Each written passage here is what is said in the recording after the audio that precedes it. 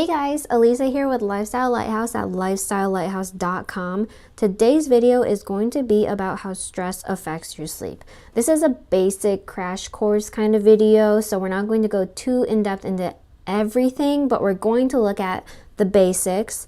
We're going to look at how you deserve high quality sleep and how it's attainable. We're going to look at how sleep and stress are linked, what good stress is, and how good sleeping habits can actually heal your body's stress and anxiety levels. So let's start with the basics.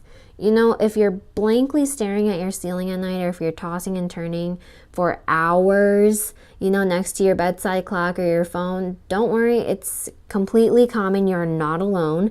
You might wake up restless and exhausted, and because of this, your energy might suffer for literally the entire day. But like I said, you are not alone. Almost half of the world's population does not get enough sleep. And what that means for you is you are probably experiencing irritation, anxiety, a medical issue, a mind full of worries, and or a lot of stress when you try to sleep at night. Stressors, whether they are good or bad, they can prevent you from getting a good night's sleep. And it also triggers stress hormones and increases your response to minor stressors.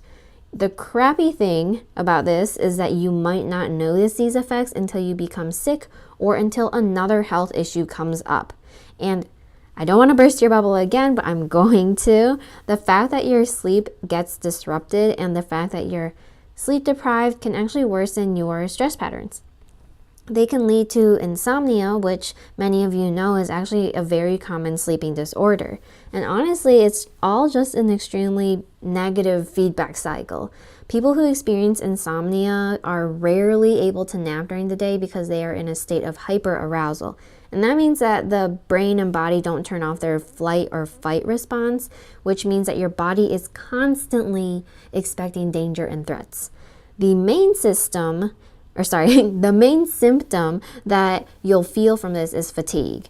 Insomnia can actually show up suddenly and last for a short amount of time, or it can become a serious disorder. If it becomes serious, it can affect your ability to think and function well. And if that's not addressed, then this now persistent sleep disorder can negatively affect your mood, your mental function, and your overall health. But even though lack of sleep and stress can create a cycle of extreme tension that's pretty difficult to break, there are solutions. And in my other videos about sleep, I'll explain how stress and anxiety affect your sleeping, eating, emotional health, mental health, and physical well-being. I also talk about what you can do to overcome these struggles and achieve better sleep because you deserve it.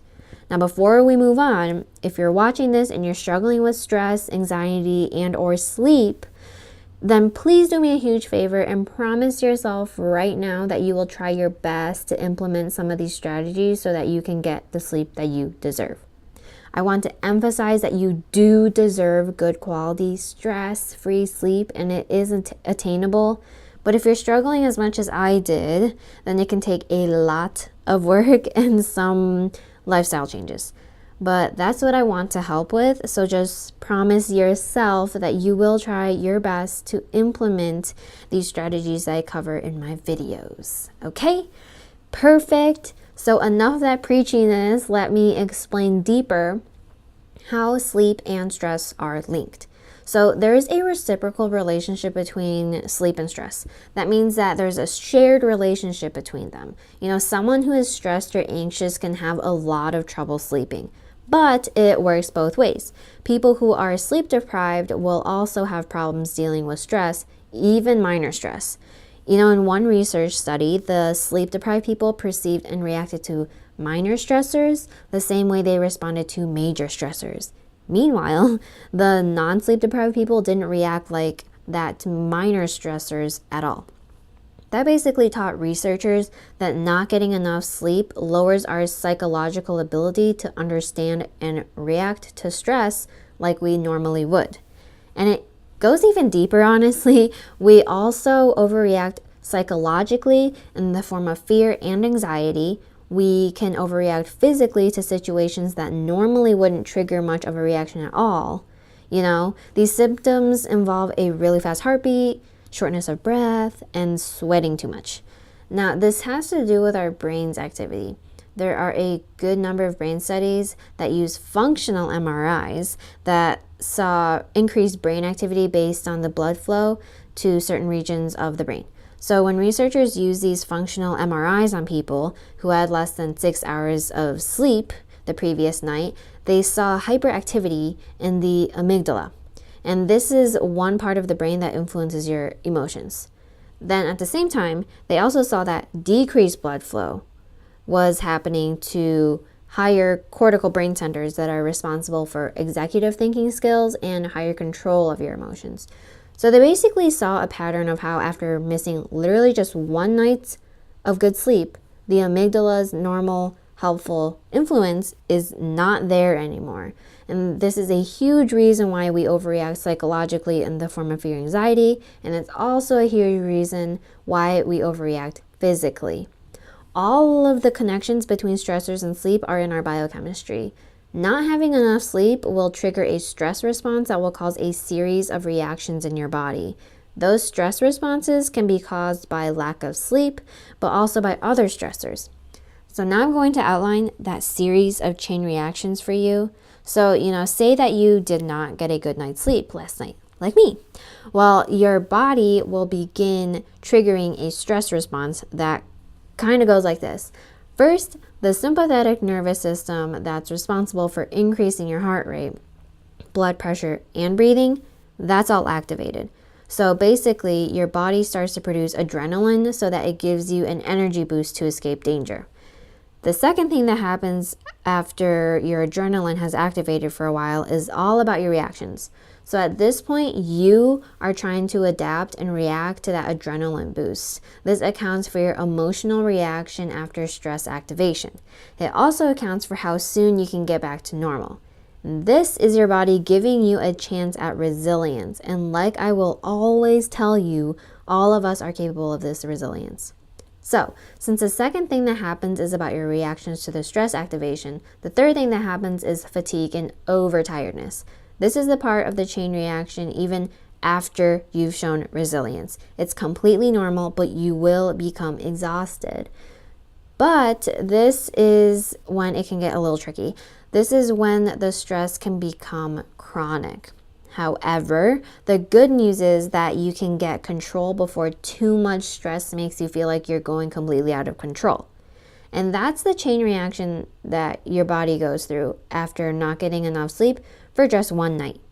You're probably like, okay, this literally means nothing to me. I haven't slept well for, more than 5 years. It's a serious problem. So hear me out. I've been struggling with stress-induced sleep disorders for more than half my life. I've talked to many doctors and read many medical journals just to figure out my issues. And one thing that I realized most people don't realize is that even though stress is a common experience for people, most people don't know how stress affects them and how to get help. Most people can't clearly see how stress and lack of sleep are linked. The patterns between stress and sleep can destabilize your energy, focus, and mood. They can do that without you really noticing until it's been building up so bad that you get really ill. For me and for other people, there's a clear difference in personality and behavior when, I'm going through having many nights of poor sleep and then finally sleeping for more than 6 hours. The main thing that I learn after every time that I gain control of my sleep again is that each time I do that, I'm also regaining some control of my stress reactions and moodiness that pushed people away from me every time.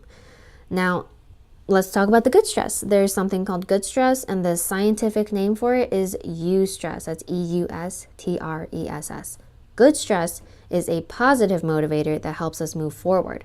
In our case of sleep, a good stress situation would be like when we are sleeping deeply, at least 7 hours. Our brain and body are repairing themselves and balancing all of our bodily systems while we sleep. That's good stress. It comes from good sleep.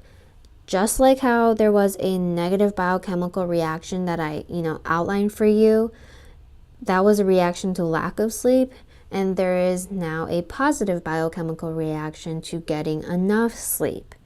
So In my other videos, I'll explain to you how stress overload can completely ruin your resilience.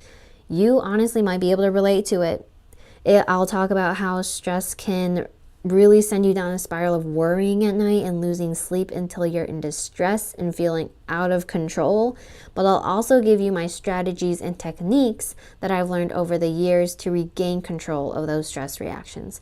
I'll share with you how you can regain a sense of self-esteem too, and how you can use sleep to heal your stress response process.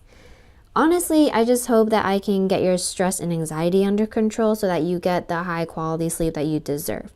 Personally, I've been struggling with stress-induced sleeping disorders for more than half my life, and it's my goal to help as many people as possible get this quality sleep that they deserve. So please leave a comment below that says #stress-free-sleep so that I can see who made it to the end of the video. See you guys soon. Have a great day.